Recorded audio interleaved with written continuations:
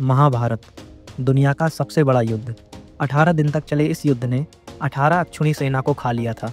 कौरवों का वंश खत्म हो गया था। पर क्या आप जानते हो इस युद्ध के बाद क्या हुआ?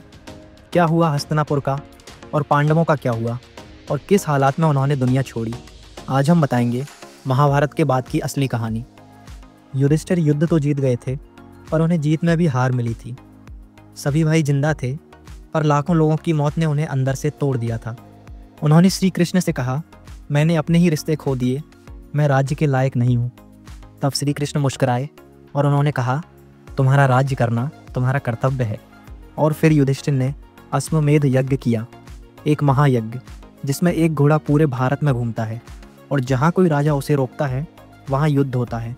इस यज्ञ के दौरान अर्जुन ने फिर से अपना धनुष उठाया, लेकिन इस बार जीत के लिए नहीं, बल्कि धर्म की स्थापना के लिए। जब सब कुछ खत्म हो गया तो गांधारी श्री कृष्ण के पास आईं। उन्होंने कहा, कृष्ण, तुम चाहते तो ये सब रुक सकता था, पर तुम चुप रहे, इसलिए मैं तुम्हें श्राप देती हूँ कि तुम्हारा वंश भी इसी तरह खत्म होगा।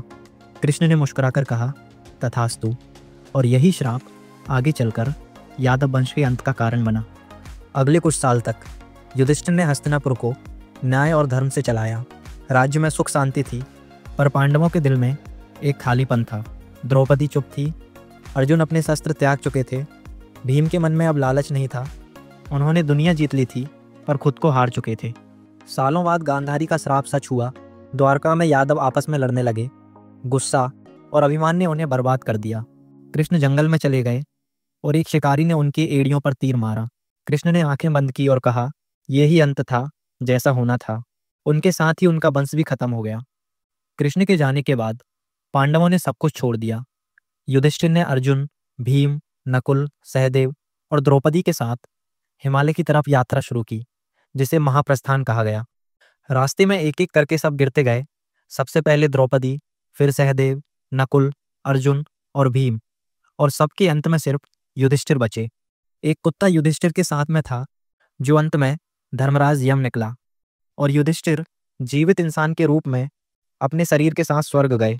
महाभारत के बाद सब कुछ मिट गया, पर जो बचा था वो था धर्म। युधिष्ठिर ने दिखाया कि जीत वो नहीं होती जो तलवार से मिलती है, जीत वो होती है जो मन में शांति लाती है। और इसीलिए महाभारत तो खत्म हुआ, पर उसके सबक आज भी जिंदा हैं।